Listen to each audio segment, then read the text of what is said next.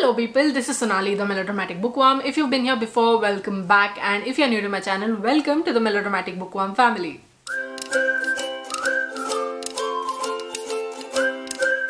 It's the new year and it's time to summarize the last year. So in today's video, I will be talking to you about the books that I DNFed in 2023. DNF means did not finish, that I left a book halfway through because I wasn't feeling it, that the vibes that I was getting from the book weren't that great, or the writing wasn't good, the storyline wasn't good, there was something to trigger, etc. That's what DNFing is. And although I didn't DNF a lot of books, I did leave 6 books halfway through, although one of them was because I wasn't feeling it anymore. Not because I didn't like it or anything. I just wasn't in the mood to continue it. I started it, got a few pages in, and then I was like, I don't want to read it. And that was my most recent DNF. Without any further ado, let's dive right into this video and let me share with you all the books that I DNF'd in 2023. First up was More by Hakan Günday. I think that's how the name is pronounced. This is a Turkish author and he writes a story of a boy and his father who are in the business of transporting people across the Aegean Sea. Aegean or Mediterranean, I don't remember. But they are sending people who don't have the money or the means to go by through legal ways. They are sent via ship. We don't see a lot of the boy's life, but we see the village that he lives in, and the details are vague by this point because I read this towards the beginning of the year.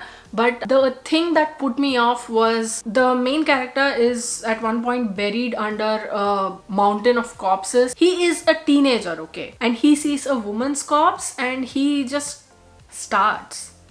And I'm like, did it have to be that way? I mean, could you not have made your point without showing this disgusting thing? I was so excited to read this because of a blurb. I found this at the library and I was like, okay, this sounds like something that I would be really interested in. It sounds intense and it's a different culture, it's a different country altogether, and I thought I'd love it, but no such luck. It just got too gross, too disgusting for me to move forward.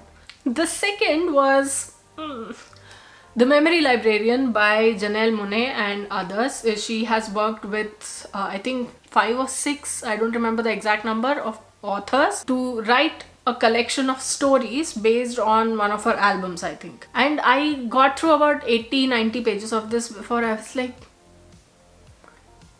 if you're talking to me about science fiction, okay, I can understand that some of the sentences that you use will be inaccessible to a certain point. But when it comes to the point where every single sentence is being mined for poetry, it is being twisted in ways that one sentence that's at the beginning of the page has no connection with the sentence at the end of the page, then it becomes like there's a total disconnect of sorts.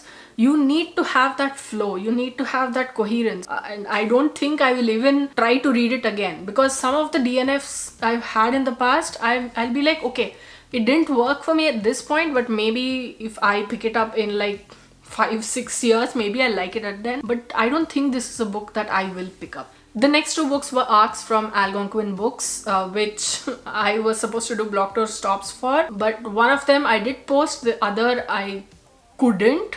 But I've spoken about these in my clearing up my NetGalley shelf video. If you'd like to go check that video out, I've spoken about these in detail.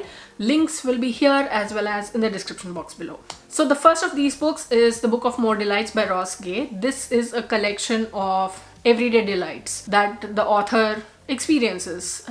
Some are random, some are very well thought out, and some are heartwarming, some are very nice to read. Just, you know, easy things, and to imagine that, okay, this could be a reality of life and that would be beautiful. But my gripe with the book was that it seemed like the author was stacking on thoughts to the end of sentences as he remembered them. Like, I'm having an afterthought, so I'm going to say this, but this is, but then this is, but then this is. So that is something that I did not like, because I prefer a book to have well-constructed sentences. I'm not saying this was bad, but these sentences, it just felt like the bricks were showing. The interesting part, however, is that I got through 81% of this book before I was like, nope. Yeah, imagine, like, I tried that hard, but I just couldn't.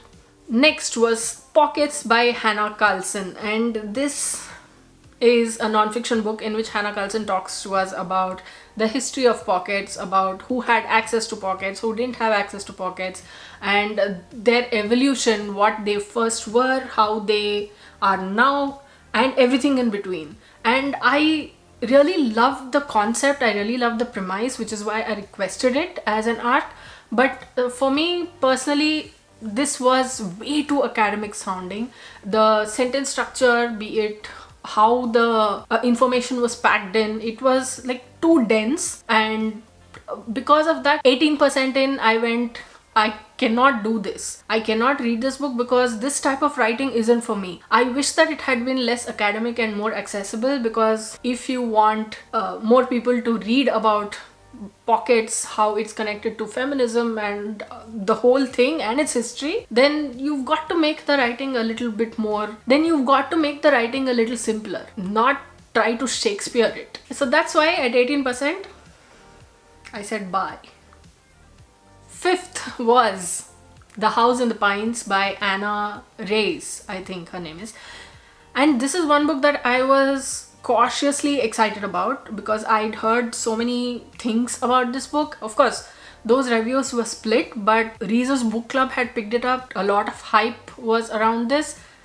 Taught me. But see, half the time hype has worked for me. But for this, it didn't. I got through 76 pages when I was like, are you going to at least start on the road to the point? Because by that point, by the 76 pages, all I'd heard was the main character talking about her depression medication and how she got hold of it and what she would do, etc, etc. Like her relation, I don't even remember at this point. Like, it's like I consciously tuned this out. The reason I remember the last two books is because I have spoken about them in previous videos.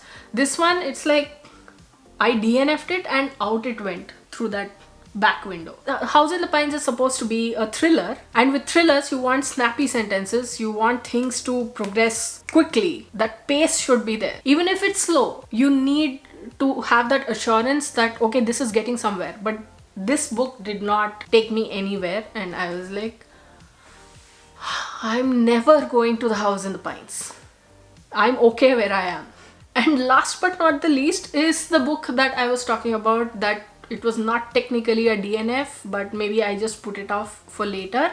And that book was Miss Kimn No's by Cho Nam-joo and translated into English by Jamie Chang. This is a collection of short stories, and it is not technically sequel. It is from the author of Kim Jeong, born 1982, which was a book that I really liked. I read it in, I think, 2023 only, and I really enjoyed it. So I thought this would be one that I also enjoyed. But I read the first story and I was halfway through the second story when a bunch of other stuff came up, and I didn't feel like going back to this. I'm like, I have to read this book, okay, fine. But so if you ever feel that about a book, you know that now is not the right time to read it. Maybe move towards it at a different time when you can feel that excitement for a book. So that's why I gave up on this. I might read it next year or in a few years, who knows, but now was not the right time. So those were the books that I DNF'd in 2023. Which of these have you read? Which ones do you want to read? What books did you DNF in 2023? Do you DNF books? If yes, why? If no, why? Let me know in the comments below. I'd love to hear from you. If you like this video, please like it and share it to spread the word. And if you like my content and would like to see more from me, don't forget to hit subscribe and click on the bell icon beside the subscribe button to get notified as and when I post new videos. Thanks for watching. I'll see you in the next video. Until next time, keep reading, keep watching, and add melodrama to your life.